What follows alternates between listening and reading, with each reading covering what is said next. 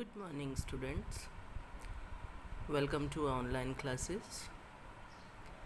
From last few days, we are continuing with our chapter Mineral Resources.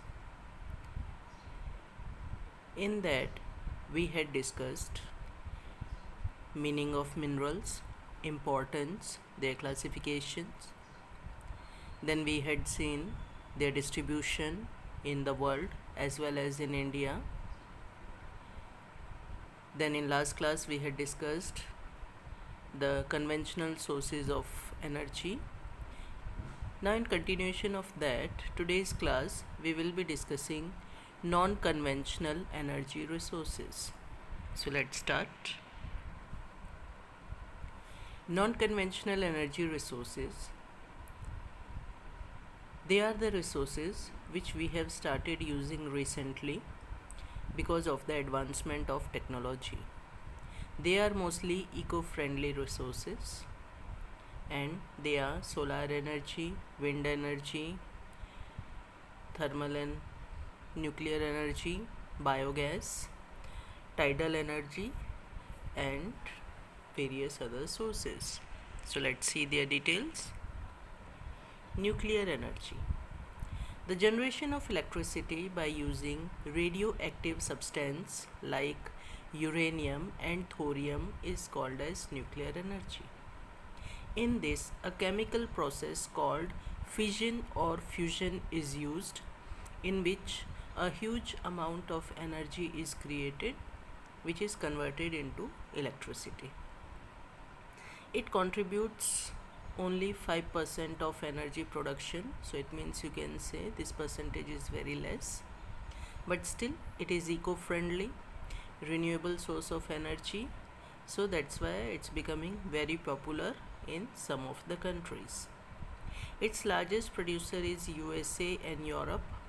Others are Australia, Canada, South Africa, India.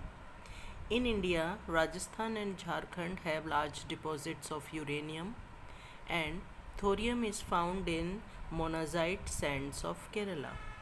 Some famous nuclear power plants in India are Tarapur, Rawatbhata, Kaiga, Kalpakam, Kakrapara, Narora, etc. Solar energy. Sun is the main source of energy to our earth, and we all know this is the cheapest mode of energy if it is harnessed in a proper manner. So, generation of electricity by collecting solar rays falling on a glass panel which is made up of photovoltaic cells. Its most important source of energy in tropical and subtropical regions like India. Benefits: it's eco-friendly, it's inexhaustible, it's becoming very famous in rural and remote areas.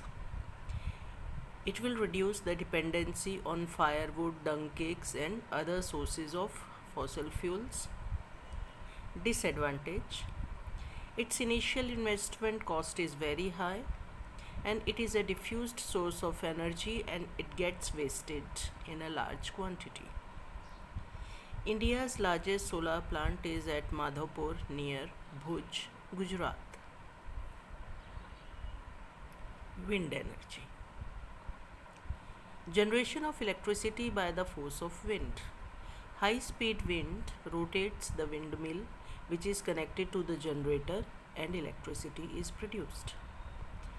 Cluster of windmills or wind farms are set up in coastal regions or mountain passes. Its benefits: it's inexhaustible, non-polluting, safe and clean source of energy with low cost of production once it is set up. Wind farms are found in Netherlands, Denmark, Germany, Spain, UK and USA.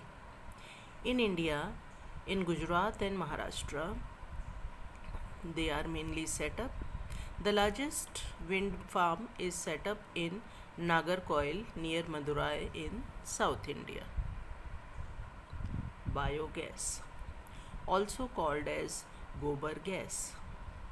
In this, energy is obtained by the decomposition of organic waste, dead plants, cattle dung, animal and human waste, etc. It is used for cooking and lighting. In rural areas, it is very useful and becoming very famous. It provides durable or double benefits, like it gives form of energy as well as its residue is providing a very good quality manure. Tidal and geothermal energy. Tidal energy, by the name only it's clear, it is the generation of electricity by the high tides. In these floodgates, dams are built across the inlet. During the high tides, water gets trapped in these inlets, and this water is used to rotate the turbine, which is connected to a generator. Russia, France, and Gulf of Kutch in India have huge tidal farms. Now, the last one, geothermal energy. By the name only it's clear. In this, the energy of the interior of the earth is utilized to convert into the form of energy. Generation of electricity by using the heat from interior of earth, which is trapped by hot springs. This steam is used to rotate turbines. USA has the largest plants. Others are Philippines, New Zealand, Iceland, Russia, and Italy. In India, it is at Manikaran in HP and Puga Valley in Ladakh. So this way we have completed all the non-conventional sources of energy which we had seen. All are eco-friendly, renewable sources of energy and very useful for present as well as future needs of our country and the whole world. So this way we have completed this chapter today. In next class we will be discussing all the question answers. So your homework will be searching all the question answers. So till then, see you.